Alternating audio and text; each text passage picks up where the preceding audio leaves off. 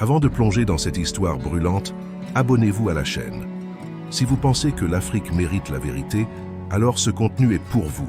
Il y a des douleurs que même les caméras les plus sophistiquées ne peuvent capturer. Des silences plus tranchants que les balles. Des peuples qui saignent dans l'ombre, loin des flashs, loin des projecteurs, loin du tumulte médiatique. Le Mali fait partie de ces territoires où l'histoire s'écrit en lettres de feu dans les marges du monde, avec pour seule plume la souffrance quotidienne de son peuple. Quand on évoque le Mali, certains se souviennent de Tombouctou, cette cité mythique au bord du désert, autrefois cœur palpitant du savoir africain. D'autres pensent à Mansa Moussa, empereur d'or et de générosité, figure d'un continent puissant et prospère. Mais aujourd'hui, le nom du Mali résonne dans les bulletins d'information comme un avertissement, un synonyme de guerre, d'instabilité, de chaos. Les cartes sont brouillées. Le sable du Sahel est devenu un théâtre d'opérations militaires où se croisent djihadistes, mercenaires, soldats étrangers, groupes armés locaux et civils pris au piège. Et au centre de ce brasier, un peuple, le peuple malien, qui tente de se tenir debout malgré tout, en portant sur ses épaules le poids de plusieurs trahisons. Le 10 janvier 2013, l'aviation française survole Gao, puis Kidal, puis Tombouctou. C'est le début de l'opération Serval. Présentée comme une mission de libération, une aide d'urgence pour empêcher les groupes terroristes d'atteindre Bamako, cette intervention est initialement saluée par une partie de la population. Les drapeaux français flottent dans les rues de la capitale, les chefs d'État africains applaudissent François Hollande et la presse internationale parle de « succès éclair ». Mais derrière les sourires diplomatiques, une autre réalité commence à s'installer, plus trouble, plus amère. Car très vite, les djihadistes se réorganisent. Ils disparaissent dans le désert, se fondent dans la population, changent de tactique. La menace devient plus diffuse, plus insaisissable, et l'opération Serval se transforme, se prolonge, se renomme. En 2014, elle devient l'opération Barkhane, avec un mandat élargi à toute la bande sahélienne. Mauritanie, Mali, Burkina Faso, Niger, Tchad. Des milliers de soldats français sont déployés, des bases militaires sont renforcées, et le discours officiel insiste. Il s'agit de lutter contre le terrorisme islamiste. Mais quelque chose ne colle pas. Sur le terrain, les attaques augmentent, les villages sont brûlés, les convois sautent sur des mines, les populations fuient. À Mopti, à Kidal, à Gao, à Menaka, l'insécurité s'aggrave, le chaos s'installe, et la question surgit implacable. Comment expliquer que la présence militaire étrangère la plus puissante du continent n'a pas réussi à enrayer la spirale de la violence? Pire encore, pourquoi cette présence semble-t-elle coïncider avec une montée de l'instabilité? Le doute grandit dans les esprits maliens. Ce que l'on présente comme une opération de sécurité commence à ressembler à une occupation. On entend parler de pillage, de zones interdites aux civils, de complicité passive avec certaines milices locales. La fracture entre l'État malien et son peuple se creuse. Les élites sont accusées de se soumettre à l'agenda français. Et dans les rues de Bamako, les slogans changent. Barkhane dégage. Non à la France-Afrique. La souveraineté d'abord. Les frustrations politiques s'additionnent. En 2020, un soulèvement populaire éclate contre le président Ibrahim Boubacar Keïta, accusé de corruption, d'inefficacité et de complaisance avec Paris. C'est le mouvement du 5 juin, Rassemblement des forces patriotiques, M5 RFP, qui catalyse cette colère. Le 18 août 2020, l'armée malienne intervient. Keïta est renversé, le peuple applaudit. Un souffle de dignité traverse le pays, mais l'espoir reste fragile. Quelques mois plus tard, la transition est elle-même renversée par un nouveau coup d'État. Le colonel Assimi Goïta prend les commandes. Dans d'autres circonstances, il aurait été condamné par la communauté internationale. Mais ici, au Mali, une partie du peuple y voit un acte de rupture nécessaire avec un système imposé. Goïta devient malgré lui le visage d'une volonté populaire. Reprendre le contrôle du pays, mettre fin à la tutelle étrangère, tracer une nouvelle voie. Mais cette voie est semée d'embûches. Car la France, elle, ne digère pas ce rejet. Les tensions diplomatiques explosent. Les déclarations de Paris deviennent de plus en plus hostiles. Les aides sont suspendues. Et en août 2022, après 9 ans de présence, l'armée française quitte officiellement le Mali. L'opération Barkhane s'effondre. Bamako célèbre l'événement non pas comme une victoire militaire, mais comme une reconquête symbolique. Les drapeaux russes apparaissent dans les rues, parfois portés par des jeunes qui ne parlent ni russe ni géopolitique, mais qui veulent simplement un changement, une rupture. À ce moment-là, le Mali n'a pas gagné la guerre contre le terrorisme. Non, il est encore profondément meurtri. Les attaques djihadistes continuent. Le nord et le centre du pays restent instables. Des civils sont tués chaque semaine. Mais une autre guerre se joue, moins visible, plus idéologique. Celle pour la souveraineté, pour la dignité, pour la mémoire. Le Mali, aujourd'hui, est à la croisée des chemins. Pris en étau entre les groupes terroristes, les ambitions étrangères et ses propres fragilités internes. Mais il est aussi devenu un symbole, un laboratoire de résistance contre la France-Afrique, une terre où l'on tente, coûte que coûte, de réécrire les règles du jeu. La question n'est plus seulement comment vaincre les djihadistes. Elle est aussi qui a intérêt à ce que le Mali reste instable. Pourquoi l'instabilité sert-elle certains agendas? Et surtout, que peut faire un peuple pour redevenir maître de son destin? Sur les cartes officielles, tout paraît simple. D'un côté, les terroristes, de l'autre, les forces partenaires qui viennent défendre la démocratie, la paix et les populations. Mais au Mali, ces lignes sont floues, contaminées par les intérêts, les manipulations et les mensonges d'État. Car la vérité, c'est que cette guerre ne se gagne pas à coups de drones ou de discours, elle se perd dans les couloirs sombres des ambassades, des bases militaires et des conseils secrets. Officiellement, la France intervenait pour sauver le Mali. Officieusement, elle a multiplié les erreurs, voire les complicités. Des témoignages ont émergé. Des zones entières où l'armée française refusait d'intervenir, laissant les groupes armés se renforcer. Des frappes, soi-disant ciblées, qui touchaient des civils. Des alliances informelles avec des milices locales, parfois ethniques, parfois simplement corrompues. Et surtout, un mépris systémique pour les réalités du terrain. Car au lieu de renforcer l'État malien, Paris a contourné les autorités locales, imposé ses priorités, méprisé les acteurs traditionnels. Les Touaregs, les Peuls, les Dogons, tous ces peuples aux mémoires longues, ont vu des convois étrangers traverser leur territoire sans leur parler, sans les écouter. La guerre contre le terrorisme est devenue une guerre sans ancrage. Une opération hors sol qui ne faisait que nourrir les frustrations. Et pendant ce temps, dans les villages, la peur grandissait. Non pas seulement à cause des djihadistes, mais aussi à cause de cette présence militaire étrangère, perçue comme opaque, arrogante, étrangère aux douleurs locales. Des communautés entières ont commencé à se radicaliser, non par idéologie islamiste, mais par rejet. Rejet de l'abandon, rejet des injustices, rejet du silence des grandes capitales. Les services secrets français, eux, savaient, depuis longtemps. Ils savaient que certains groupes djihadistes se finançaient via des trafics tolérés, que des hommes armés circulaient librement dans certaines zones dites sécurisées, qu'il existait des accords tacites, des lignes rouges à ne pas franchir. Mais tant que l'instabilité restait contenue, tant qu'elle servait à justifier une présence militaire durable, l'alerte était étouffée. Et c'est là que la colère malienne a commencé à exploser. Pas seulement contre les djihadistes, mais contre tout un système. Un système qui prétendait protéger, mais laissait mourir. Un système qui parlait de démocratie, mais soutenait des présidents discrédités. Un système qui, au nom de la sécurité, sapait la souveraineté. Dans les rues de Bamako, les slogans ont changé de ton. Ce n'était plus seulement « Abat Barkhane », c'était « La France tue nos enfants ». Ce n'était plus une opposition politique, c'était une rupture affective, un divorce historique.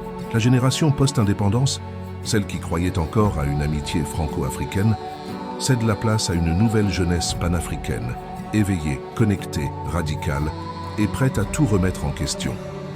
Et pendant que les chancelleries occidentales s'inquiètent, d'autres acteurs avancent leurs pions.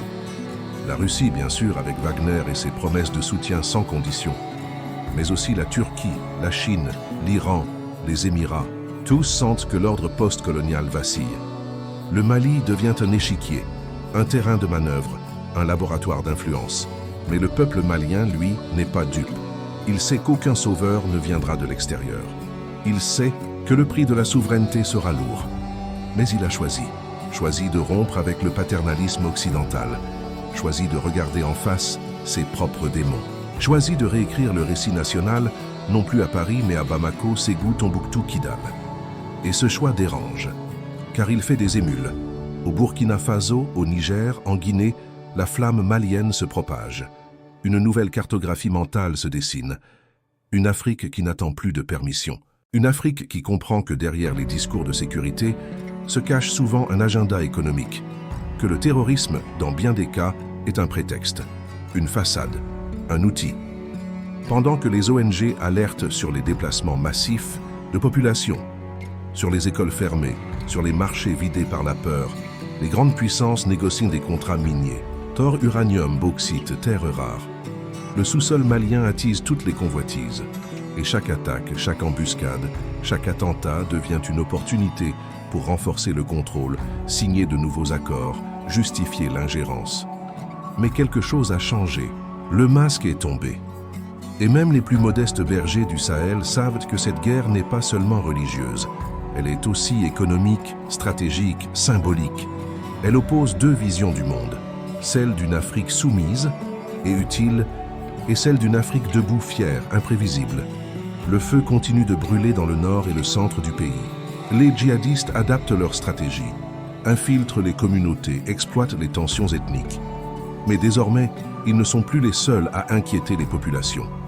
Car la vraie question est ailleurs. Comment reprendre le contrôle de son destin quand tous les puissants veulent vous dicter la voie? Le Mali ne se bat pas seulement contre des groupes armés.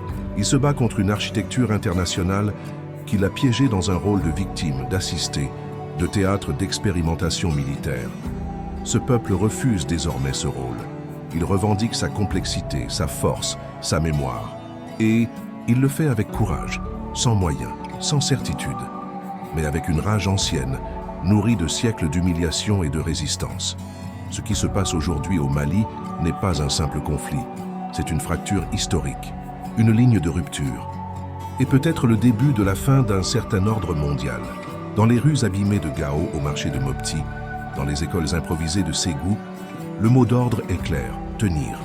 Tenir malgré l'abandon, tenir malgré les balles, tenir malgré la faim.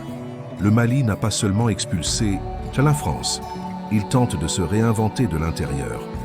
Et ce processus est tout aussi dangereux que la guerre elle-même, car reconstruire un pays déchiré exige bien plus que des armes ou des discours. Cela demande une vision. Et cette vision, aujourd'hui, vacille entre espoir radical et autoritarisme rampant. Depuis les coups d'État successifs de 2020 et 2021, les militaires ont pris les commandes du pouvoir.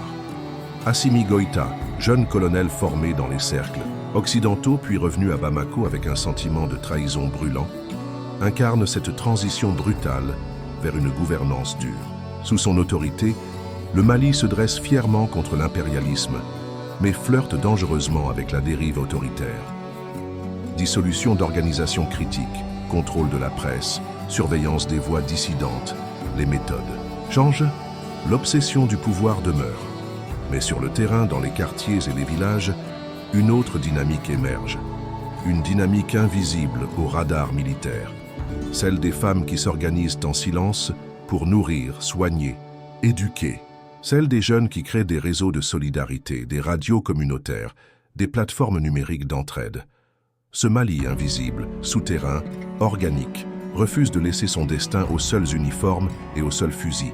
Il y a des tensions, de lourdes tensions, entre Bamako et les régions du Nord, entre les communautés Peul, Dogon, Touareg, Songaïs, entre les élites urbaines et les masses rurales. Mais malgré ces divisions, une conscience collective se réveille. Une conscience qui dit « plus jamais comme avant ». Plus jamais l'illusion d'un État central tout-puissant. Plus jamais la confiscation du pouvoir par quelques-uns. Dans les mosquées, les églises, les lieux sacrés du pays, les voix spirituelles s'élèvent, pas pour appeler à la haine, pas pour diviser, mais pour rappeler que la véritable souveraineté commence par la justice sociale, par le respect du pauvre, par l'humilité devant l'histoire. Les maîtres coraniques, les prêtres catholiques, les chefs de tradition invoquent désormais une éthique de résistance enracinée dans le quotidien. Une révolution lente mais profonde. pas seulement contre les puissances étrangères, mais contre les réflexes d'oppression intérieure. Et dans les yeux des jeunes brille quelque chose de nouveau. Un feu que ni la pauvreté, ni la guerre, ni l'exil n'ont réussi à éteindre. Ils ne veulent plus fuir à tout prix vers l'Europe. Ils veulent bâtir ici, même si le sol tremble, même si les bombes tombent encore. Ils montent des coopératives agricoles, des start-up sociales, des écoles alternatives. Ils lisent Sankara Fanon Cheikh Anta Diop. Ils refusent le cynisme. Le combat malien ne se joue pas seulement sur les champs de bataille. Il se joue dans les choix économiques. Or coton, orge, sel, élevage, des richesses immenses, mais confisquées par des intérêts privés, souvent étrangers. Lutter pour la souveraineté, c'est aussi lutter contre les multinationales qui contrôlent les filières. C'est casser les contrats léonins signés sous pression. C'est reprendre le contrôle du commerce, du foncier, de la monnaie et justement la monnaie. Le franc CFA, vestige colonial, continue d'asphyxier les économies sahéliennes. Dans les rues, le débat monte. Abandonner le CFA, créer une monnaie souveraine, rejoindre une union monétaire panafricaine, les propositions se multiplient, les discussions s'intensifient. Car tout le monde a compris, tant que l'Afrique ne contrôle pas sa monnaie, elle ne contrôle rien. Le Mali regarde vers l'Afrique, vers ses voisins, vers ses frères. Et malgré les embargos, les sanctions, les menaces, une solidarité nouvelle prend forme. Des convois arrivent du Burkina Faso, du Niger, de la Guinée. Des artistes, des intellectuels, des agriculteurs s'allient. Ensemble, ils refusent la fragmentation imposée par les frontières coloniales. Ils parlent de confédération, de défense partagée, de marché commun. Ce qui était impensable il y a 10 ans devient aujourd'hui une nécessité. Et pourtant, la route est encore semée d'embûches. L'insécurité persiste. Les attaques djihadistes redoublent. Les mercenaires étrangers, russes ou autres, ne sont pas là par charité. Ils ont leurs propres agendas, leurs propres calculs. Le risque d'une nouvelle dépendance est réel. Mais cette fois, le peuple est vigilant, moins naïf, plus exigeant. Car ce que le Mali construit, c'est bien plus qu'un nouveau gouvernement. C'est une nouvelle manière d'être au monde. Une manière où les récits ne sont plus dictés depuis l'extérieur. Une manière où la dignité prime sur l'aide. Une manière où chaque communauté compte, où chaque voix est écoutée, où chaque village est respecté. Il ne s'agit plus seulement de dénoncer la France-Afrique. Il s'agit de construire l'Afro-Afrique. Une Afrique pensée par elle-même, pour elle-même. Une Afrique qui ne se laisse plus définir par la peur, mais par la mémoire, la culture, la force de résister. Une Afrique qui célèbre ses héros oubliés, ses langues effacées, ses traditions méprisées. Une Afrique qui ne demande pas pardon d'exister, mais qui impose sa place. Et dans cette Afrique en gestation, le Mali joue un rôle central. Il est à la fois le miroir des douleurs passées et la promesse d'un avenir libre.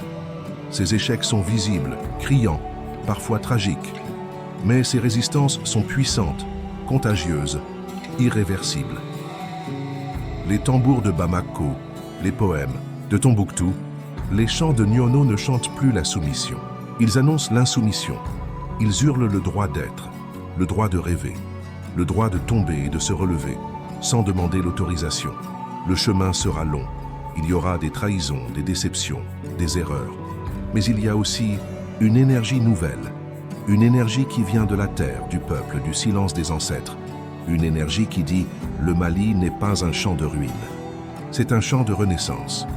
Si tu as aimé cette vidéo, abonne-toi maintenant à la chaîne pour ne rien manquer des prochaines enquêtes. Partage cette voix malienne avec celles et ceux qui refusent d'oublier. On se retrouve très bientôt pour un nouveau chapitre de cette grande histoire africaine. À très vite. Et surtout, ne lâche rien.